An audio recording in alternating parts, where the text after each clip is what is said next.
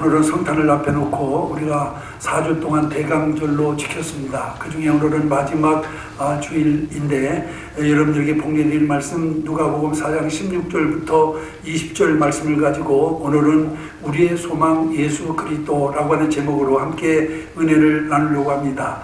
어느 안식일날 예수님께서 회당에 들어가셔서 강단에 오르셨습니다. 그러자 회당에 모인 수많은 회중들은 술렁이기 시작했는데 그 예수님에 대해서 누구보다도 잘 알고 있는 그 사람들은 요셉의 아들 예수가 우리에게 무엇을 말하려고 할까라고 하는 그런 이와 같은 의문을 가지고 서로 수근수근 거리기를 시작했습니다.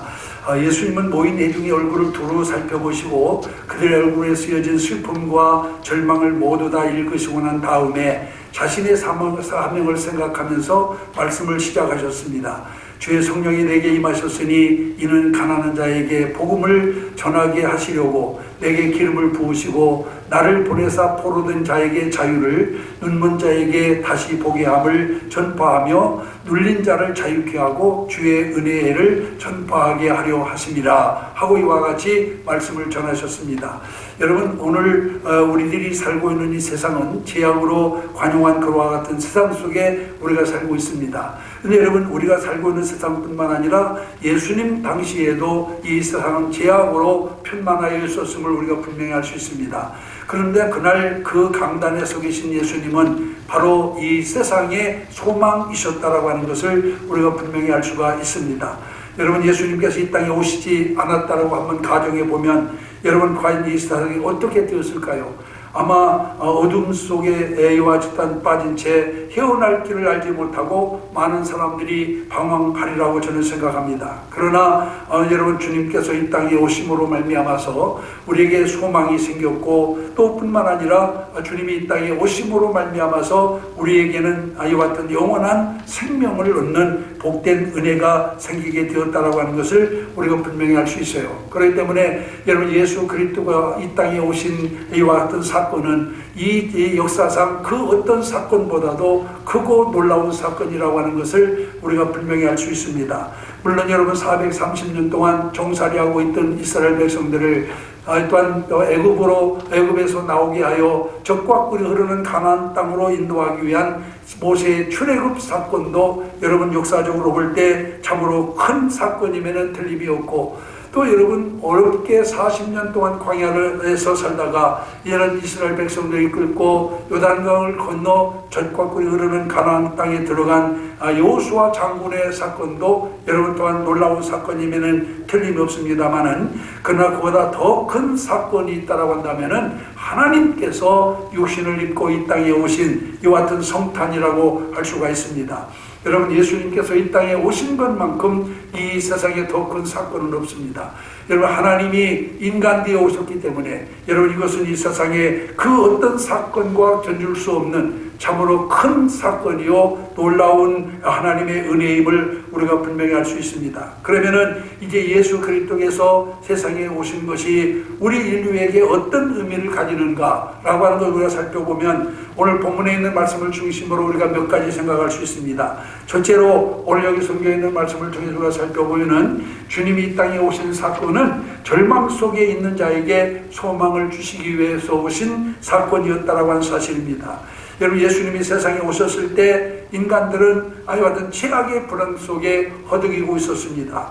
대부분의 많은 사람들이 가난한 채 부유한 사람들의 발 아래 짓밟힘을 당하고 있었고, 대부분의 어린아이들은 쓸모없는 존재로 멸시를 받고 있었으며, 그리고 여자들은 너무나 천박한 신분에 처하여 노예와 다를 바 없는 그런 삶을 살고 있었습니다. 이런 가운데 예수님께서는 내 마음이 너희로 인하여 심히 민망하니 나는 너희에게 줄 소망을 가지고 왔노라고 이와 같이 말씀하고 있는 것을 볼 수가 있습니다. 그래서 예수 그리스도를 제일 먼저 마음으로 이와 같은 영접한 사람들은 여러분 또한 가난한 사람이었고 멸시받는 사람들이었음을 우리가 분명히 알 수가 있습니다. 우리가 마가복음 12장 37절에 보면은 백성들이 예수 그리스도의 말씀을 즐겁게 듣더라 하고 이와 같이 말씀하고 있는 것을 보게 됩니다. 이게 가난한 사람들은 쉽게 그를 가장 좋은 친구로 그리고 자기의 구주로 모셔드리게 되었음을 우리가 분명히 알 수가 있습니다. 그러면은 부자들에 대해서는 주님이 어떻게 하셨습니까? 예수님은 역시 부자들에 대해서도 그들을 사랑하셨습니다. 예수님은 결코 사람을 차별하지 않습니다. 부자가 됐든 가난한 사람이 되었든 어린아이든 여자든 아니면 그 누구든 주님께서는 차별을 두지 아니하신다라고 하는 것을 우리가 분명히 알 수 있습니다. 예수님은 모든 사람 곧 부자와 가난한 자, 선한 자와 악한 자들을 구별하지 아니하시고 여러분 또한 다 관심을 가지시며 그들을 소중히 여기셨음을 우리는 성경을 통해서 분명히 알 수가 있습니다. 오늘날에는 이 세상에서 노예로 살아가는 사람을 찾아보기가 힘듭니다. 어린아이들도 오히려 과잉 보호를 받으면서 여러분 또한 이와 같이 잘 지내고 있고 여자들의 지위도 오히려 남자들 못지않게 또한 이와 같이 또한 그들이 높아졌음을 우리가 분명히 알 수가 있습니다. 이 모든 것은 예수님께서 사람들에게 높은 가치를 부여해 주셨기 때문이라고 하는 것을 우리가 분명히 알 수가 있습니다. 제임스 마틴이라고 하는 사람은 그렇게 얘기를 했습니다. 예수 그리스도는 인류의 개혁자로 분류와 마땅하다. 이 세상은 변화했고 또 그 변화를 일으킨 주인공은 바로 예수 그리스도시다 라고 하는 말을 했습니다. 여러분 정말 아닌 게 아니라 예수님이 이 땅에 오심으로 말미암아 많은 것들이 변화되었다라고 하는 사실을 우리가 분명히 알 수가 있습니다. 오늘날 우리는 인류 역사상의 가장 절망적인 시기를 살아가고 있습니다. 여러분 전 세계는 지금 믿는 사람이나 믿지 않는 사람을 막론하고 종말론적인 말세를 느끼면서 살아가고 있습니다. 물리적으로는 공해 위기로 말미암아 물과 대기와 토양이 생물이 살기 위험할 만큼 환경이 오염되어 있는 그런 이와 같은 실정이고 또 여러분 핵무기 전쟁으로 인하여서 여러분 오늘날 정말 많은 이와 같은 사람들이 불안을 느끼고 있습니다. 현재 강대국에서 보유하고 있는 핵탄두가 5만 개에서 6만 개 된다고 하는데 여러분 이 핵탄두 한 개의 위력이 얼마나 크냐. 2차 대전 때 일본에 투하했던 원자 폭탄의 10만 배나 된다고 합니다. 여러분 일본에 투하되었던 원자탄은 125만 톤이었는데 핵무기 하나는 125억 톤. 그러니까 여러분 10만 배나 되는 이와 같은 큰 위력을 가지고 있습니다. 여러분 만약에 이 핵탄 중에 하나라도 여러분 잘못하여 터지는 날이면은 많은 사람들이 희생을 하게 될 것이고 이 중에 상당 부분이 터지게 되면은 여러분 또한 이 지구상에 살고 있는 모든 생물이 다 죽을 만큼 이런 엄청난 위력을 가지고 있는 것을 볼 수가 있습니다.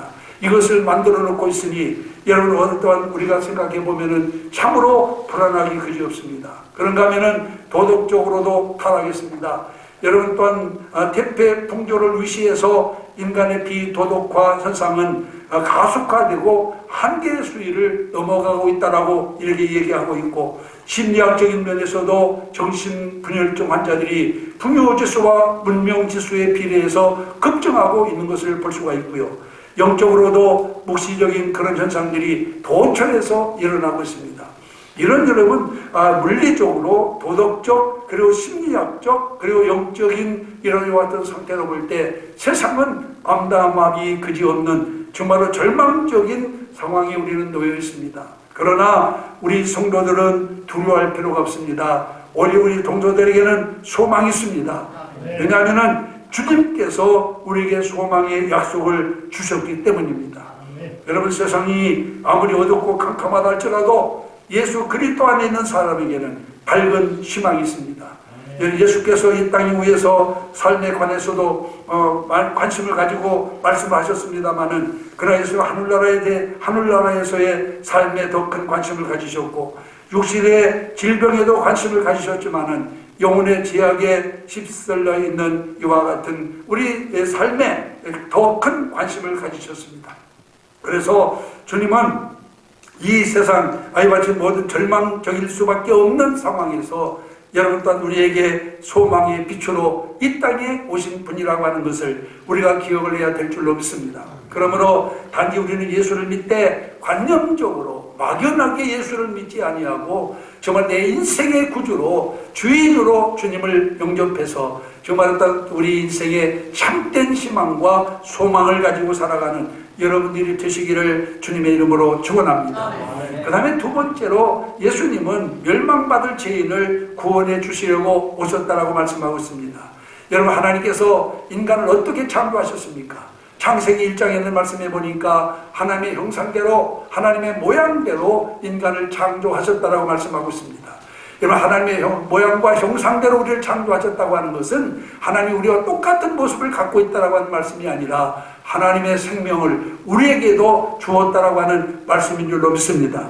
그런데 인간이 하나님 앞에 범죄함으로 말미암아서 하나님과의 관계가 단절되고 오히려 여러분 또한 우리가 하나님 앞에 범죄함으로 말미암아 그 생명을 잃어버리게 되었다라고 하는 것을 우리가 기억을 해야 됩니다. 여러분, 죄는 모든 좋은 것을 이와 같은 파괴하는 이와 같은 힘을 가지고 있습니다. 여러분, 죄는 행복을 파괴합니다. 진리를 파괴하고, 그리고 또한 죄는 또한 뿐만 아니라 우리에게 있어서 모든 윤리와 도덕도 파괴하고 기쁨도 파괴하고 사랑도 파괴하며 그리고 사망에 들어갈 때까지 계속해서 파괴하고 또 파괴만 하는 것임을 우리가 기억을 해야 됩니다. 죄는 하나님의 질서에 대한 정면 도전입니다. 그래서 죄는 무엇이든지 무너뜨리려고 합니다. 건강도 무너뜨리고 인격도 무너뜨리고 생명도 무너뜨리고 그리고 평화도 기쁨도 그리고 어떤 평생 쌓아놓은 모든 사업도 다 무너뜨립니다. 여러분, 모든 좋은 것을 무너뜨리는 것이 바로 죄의 성질임을 우리가 기억을 해야 됩니다. 모든 인간의 영혼은 죄로 인해서 병들어 있습니다. 여러분, 병든 사람에게 음식을 주면은 그 음식이 쓰다라고 말합니다. 여러분, 음식이 쓴 것이 아니라 사실상 병든 사람의 식욕이 쓴 것인데 여러분 또한 자기가 병든 것을 깨닫지 못하고 여러분 음식이 쓰다라고 투정을 부리는 것입니다. 여러분, 왜 세상이 불안하고 세상에서 만족을 얻지 못합니까? 영혼이 병들었기 때문에 그렇습니다. 영혼이 병든 심령에게는 이 세상에 어떤 것을 주어도 만족할 수가 없습니다. 그래서 이 죄의 원인을 해결하기 위해서 사람들은 선행과 철학과 종교와 그리고 고행 등의 갖가지 수단 방법을 동원해 보았습니다마는 여러분, 인간의 방법으로는 도저히 그것을 해결할 수가 없었습니다. 누가 우리를 여러분 또한 죄에서 우리를 구원할 수가 있겠습니까? 여러분, 우리를 죄에서 구원할 수 있는 분은 오직 예수 그리스도뿐이라고 하는 것을 기억하시기를 바랍니다. 친한 친구도 아니면 사랑하는 가족들도 우리를 죄에서 건져주지 못합니다. 그러나 여러분, 예수 그리스도는 죄로 말미암아 멸망받을 수밖에 없는 죄인들을 그 멸망에서부터 구원해 줄 수 있는 우리의 구원자이심을 우리가 기억을 해야 될 줄로 믿습니다. 왜냐하면 예수님께서 이 땅에 오신 목적이 바로 우리를 구원하기 위해서였습니다. 여러분, 또한 그가 십자가에서 우리의 죄를 대신하여 죽으심으로 말미암아 우리를 멸망에서 구원해 주셨습니다. 그렇기 때문에 여러분, 우리는 이 대강절을 마지막 보내면서 다시 한번 우리의 구세주로 오신 예수 그리스도의 은혜를 기억하고 하나님께 감사할 수 있는 여러분들이 되시기를 주님의 이름으로 축원합니다. 죄로 돌아오신 사람이 여러분 하나님과 올바른 관계를 맺기 위해서는 오직 예수 그리스도가 필요한 것입니다. 예수 그리스도만이 우리를 구원할 수 있기 때문에 그렇습니다. 여러분, 어떤 사람이 내가 어떻게 해야 하나님께 나갈 수 있습니까? 어떻게 해야 내가 구원받을 수 있습니까? 라고 주님께 묻는다면 주님은 한마디로 대답하실 것입니다. 내게로 오라, 내가 너를 구원하리라 하고 말씀하실 줄로 믿습니다. 이제 오늘 우리는 여러분 어떤 환경에 있든 죄를 어떤 죄악을 범하였든 예수 그리스도 앞으로 나가면 주께서 우리의 모든 죄를 사하시고 우리를 구원해 주실 줄로 믿습니다. 그래서 예수 그리스도는 바로 우리의 구원자로 이 땅에 오셨다라고 하는 사실을 우리가 기억을 해야 되겠고, 그 다음에 세 번째로 예수님은 우리의 무거운 짐을 대신 져 주기 위해서 오셨습니다. 저는 지금까지 50여 년 동안 목회하면서 수많은 사람들을 만나 상담을 했습니다. 저와에게 말씀하는 사람들 가운데 대부분의 많은 사람들은 자신이 지고 있는 무거운 짐으로 인하여서 고민하는 사람들이었습니다. 어떤 사람은 마음의 안식을 잃고 고민하는 사람, 어떤 사람은 재산을 잃고 고민하는 사람, 어떤 사람은 사랑을 잃고 고민하는 사람, 건강을 잃고 고민하는 사람, 직장을 잃고 고민하는 사람들을 저는 만나 그들의 이와 같은 아픈 아이와 같은 마음을 저는 함께 나눈 적이 많습니다. 여러분, 잃어버린 마음에 아이와 같은 안식과 재산과 사랑과 건강과 직장 등이 그들의 수고롭고 무거운 짐이었습니다. 여러분, 사람이 짐을 지고 있는 한 절대로 안식은 있을 수 없습니다. 기쁨도 있을 수 없습니다. 평안도 있을 수 없습니다. 무거운 짐을 지고 있는데 여러분, 또 무슨 안식이며 무슨 기쁨이며 무슨 평안이 있겠습니까? 유명한 시인 단테가 어느 날 수도원 대문 앞에 멍청하게 서 있었습니다. 문 앞에 서 있던 신부가 그에게 다가가가지고 묻습니다. 누구를 찾습니까? 라고 물었습니다마는 그 소리가 들리는지 안 들리는지 단테는 여전히 멍하며 먼 산만 바라보고 있었습니다. 그 세 번이나 신부가 질문하자 그때서 맥이 풀린 음성으로 그는 대답을 합니다. 나는 마음의 평안을 찾고 있습니다. 라고 이렇게 얘기를 했다라고 하는 것입니다. 여러분, 어찌 시인 단테뿐이겠습니까?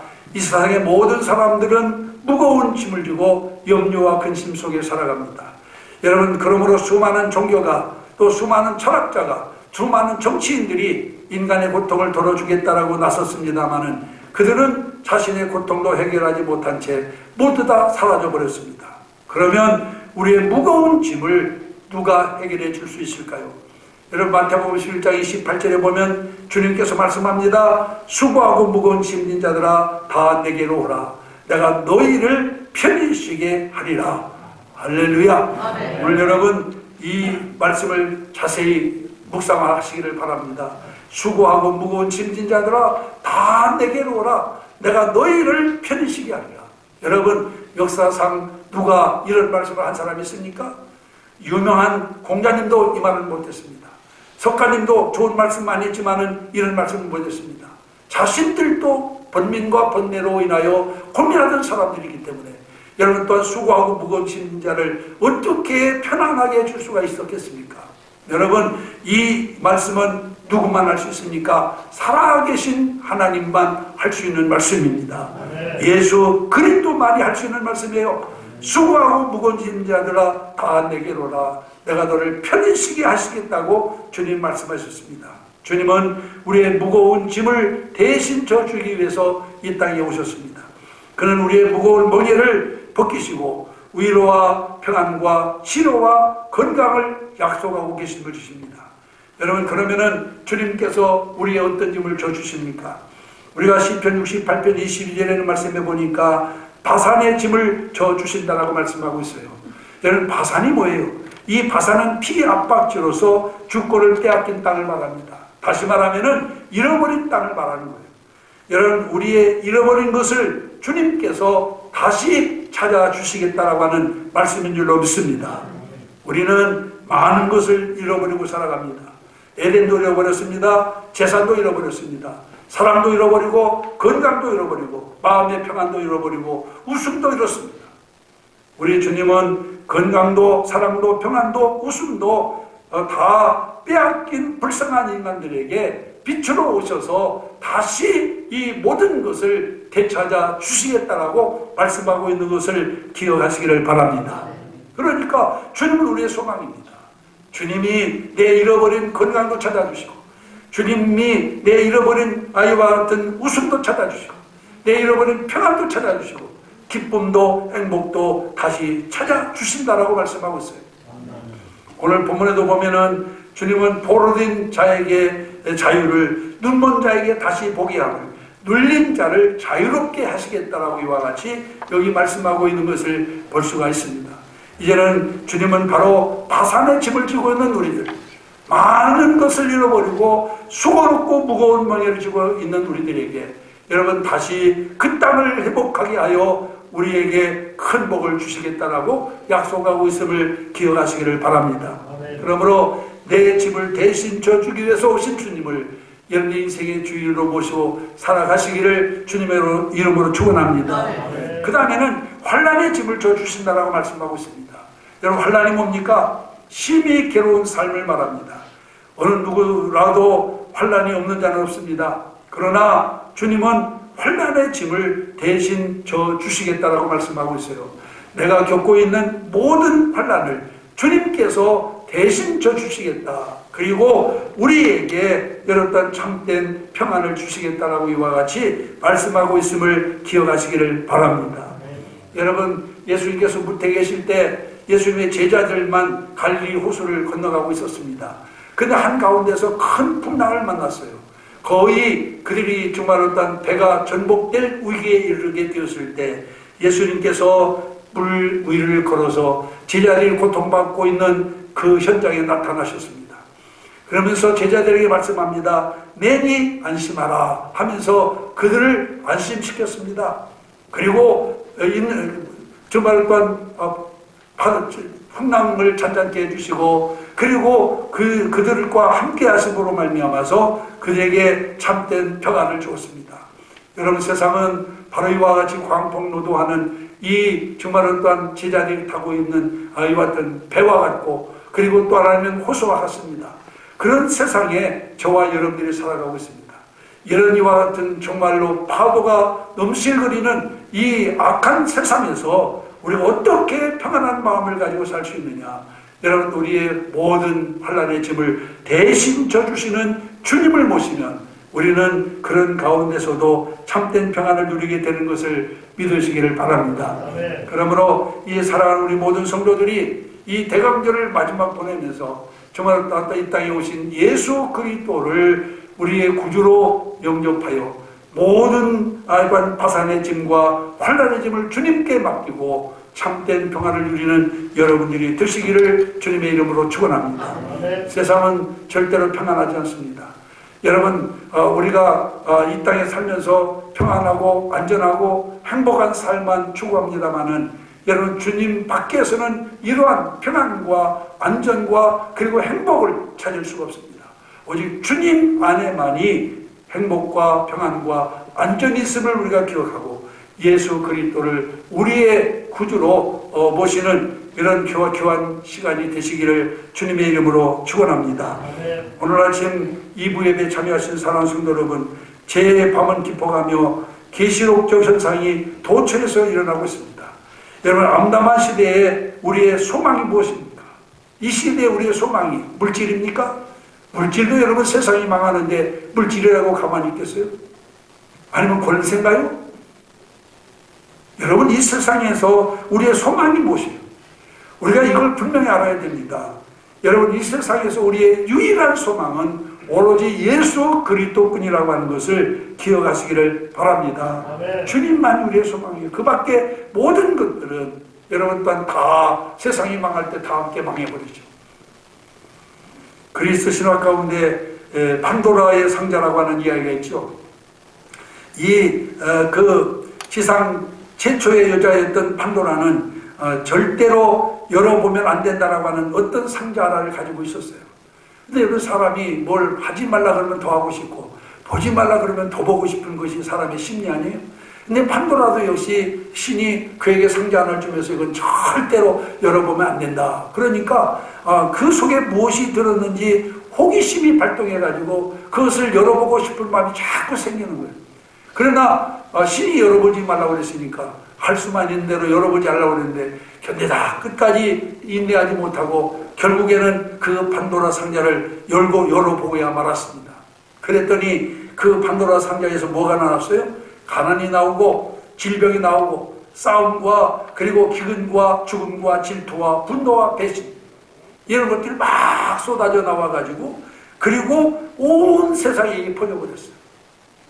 그래서 판도라가 그 상자를 여는 바람에 여러분 또한 이 그리스 신화에서는 이 땅의 가난도 질병도 싸움도 그리고 기근도 죽음도 질투도 분노도 다 버렸다라고 말하잖아요. 그래가지고 이 마지막 이와 같이 놀라가지고 판도라가 얼른 그 상자를 내려다봤더니 나올 거 다 나오고 마지막으로 나온 게 있는데 바로 그게 소망이라고 하는 이야기, 아마 여러분들도 잘 알고 계시라고 믿습니다. 여러분, 이 땅은 지금 어찌 보면은 여러분 앞서 말씀드린 이런 가난과 질병과 싸움과 기근과 죽음과 질투와 분노와 그리고 배신과 같은 이런 것들이 꽉 차 있는 그런 이와 같은 시대에 우리가 살아가고 있어요.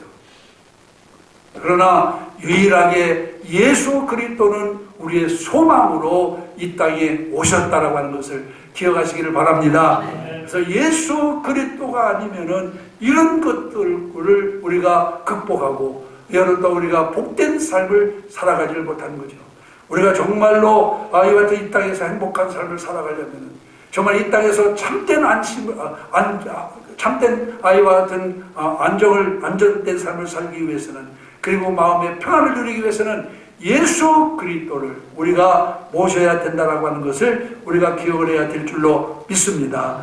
오늘 여러분 죄악의 밤이 깊어가고 있는 시대에 오늘 우리에게 유일한 소망은 예수 그리스도뿐입니다. 여러분 예수 그리스도는 우리가 절망에 빠져 있는 우리에게 소망의 주로 오셨고, 또 예수 그리스도는 이와 같이 또한 그 멸망받을 수밖에 없는 죄인의 구원자로 오셨고, 예수 그리스도는 무거운 짐을 지고 허덕이는 인생들에게 그 짐을 대신 져주기 위해서 오셨습니다.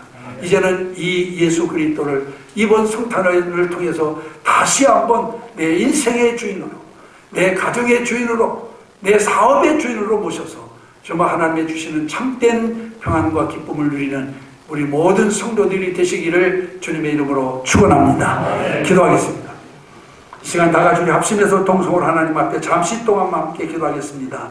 정말 이 세상에는 정말 마지막 때 일어날 모든 징조들이 곳곳에서 지금 일어나고 있습니다. 이러한 때 우리에게 유일한 소망은 오직 예수 그리스도뿐인데, 우리는 주님을 제외하고 다른 것을 통해서 우리의 구주를 대신하려고 할 때가 많이 있었습니다. 물질이나 권세나 명예나 아니면 그 밖에 다른 것들로 우리가 우리의 구원자를 대신하려고 했습니다. 그러나 그 어떤 것도 우리의 구원자가 될 수 없습니다. 우리의 소망은 오로지 예수 그리스도뿐입니다. 이번 성탄의 계절을 통해서 정말 어떤 우리의 구주로 오신 그리스도를 내 심령에, 내 가정에, 내 사업장에 모셔서 정말 하나님의 주시는 참된 평안과 행복을 누리며 살게 해달라고 시간 다 같이 합심해서 동성으로 하나님 앞에 기도하겠습니다. 살아계신 아버지 하나님, 주님의 교한 은혜를